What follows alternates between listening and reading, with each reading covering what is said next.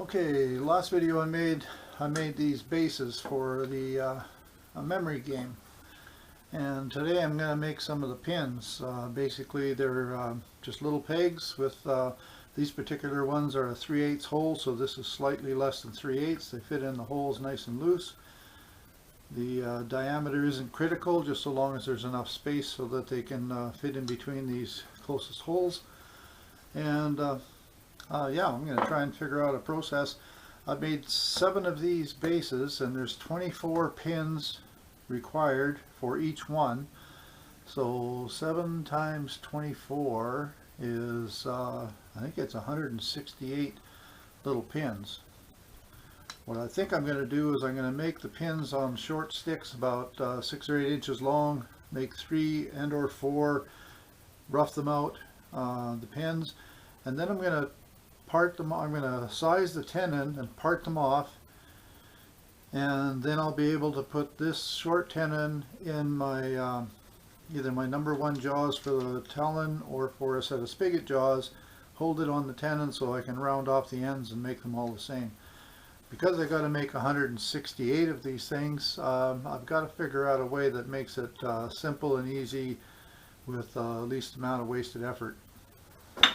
So in order to do that, I was hit a couple of sticks. I was just going to grab these sticks in this chuck, but because they're not square and I don't want to take the time to make them square, what I'm going to do is I'll rough these out between centers, and I'll spend a little bit of time making a template for the 3/8 tenon to make sure that the tenons are parted down to a little less than 3/8, so it makes the room for the paint.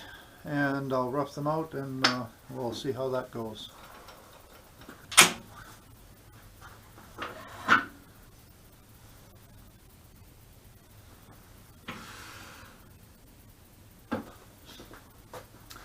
So on a blank this size, I should be able to get 1, 2, probably 3.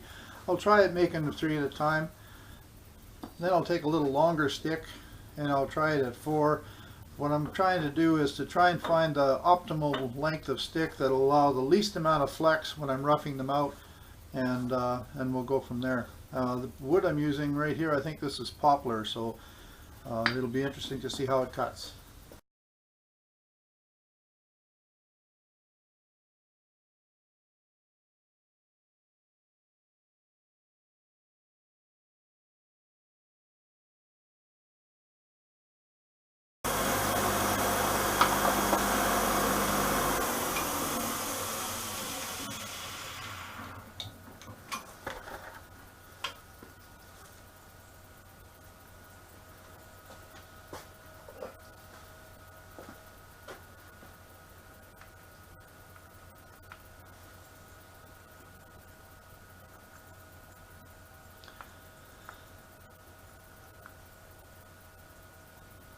So that looks like it's going to work.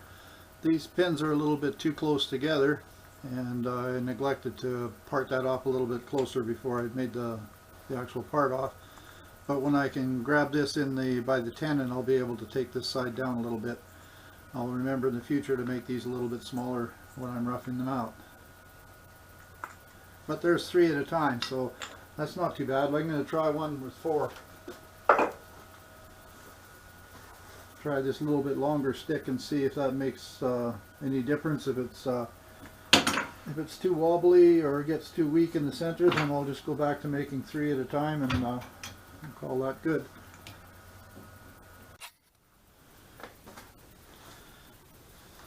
Okay, so one of the things I recognize when I'm marking out these, I've got about 168 of these things to make, and I'm only making them 3 at a time. But I want to try and make sure that the length of the blanks are the same length. I can always finish the ends off to adjust for fine adjustment, but to put a pencil mark on each one of these and try to line it up with this every time seems like a bit of a wasted effort.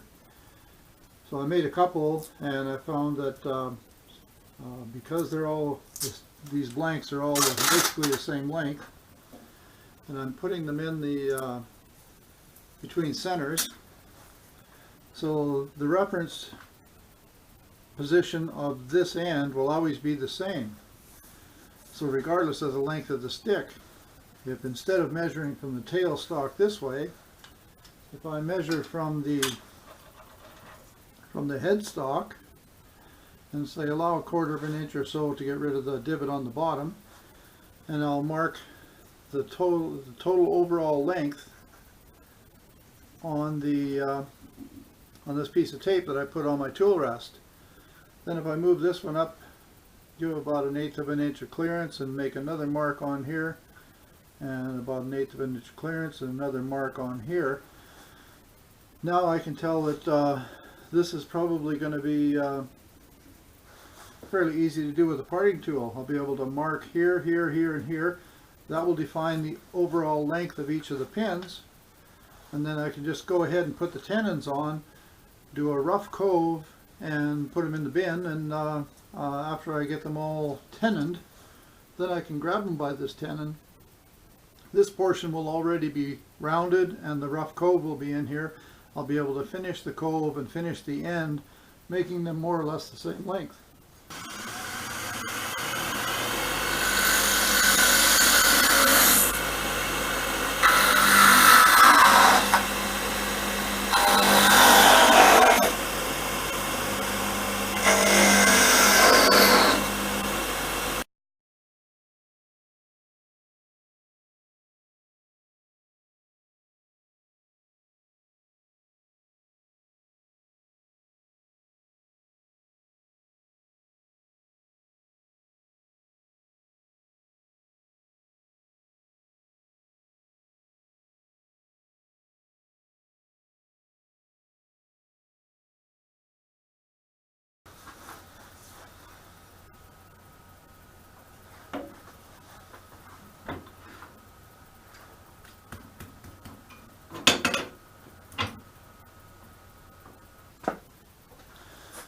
I've got 24 pins here ready to be finish turned. So I've got the 3/8 tenon on the bottom. The 3/8 tenon on the bottom fits loosely in the hole. Looks like there'll be enough room for the pins to sit side by each. So that'll be great. I'll just be able to switch to my spigot jaws here, which can clamp down on this 3/8 spigot or tenon, and I'll be able to finish the ends, do a quick sand on them, and they'll be ready to go into the game. So I'll try and make them as close as possible to the same height. They don't have to be, but I'll try and make them look as much the same as I can.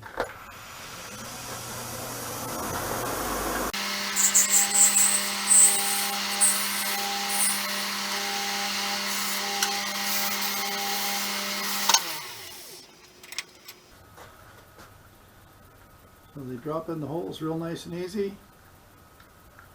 This is a little bigger disc, so it has a little bit more space between the holes. I also made the same game with a little bit smaller disc. So these ones here are just a little bit tight. I don't know if that's going to be a big problem. It'll be fine on the outer holes. It'll be no problem there. On the inside, they may be a little bit close, but I don't think it'll be too bad. It could be that this one is just a little bigger than the others. We'll try another one here. And so there's a little bit more space there, so I think we'll be fine. So I'll go ahead and finish turn the tops of all of these, and and with one game board finished, I only have 6 more to go. Okay, we'll see how this works. This should fit in there like that. And this one will fit in there. This one's a little shorter, so I'll end up making a whole set of them that'll be a little bit shorter. I'll try and make all of these the same height so that there's less difference. So each game will have its own custom-made pins.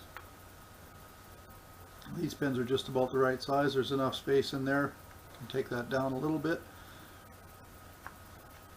And yeah, it looks like, look, there's one that I did, the pin is a little bit too big. So I'll have to figure out, pay a little more attention when I'm cutting the tenons on them to make sure that they're actually small enough to fit in the hole.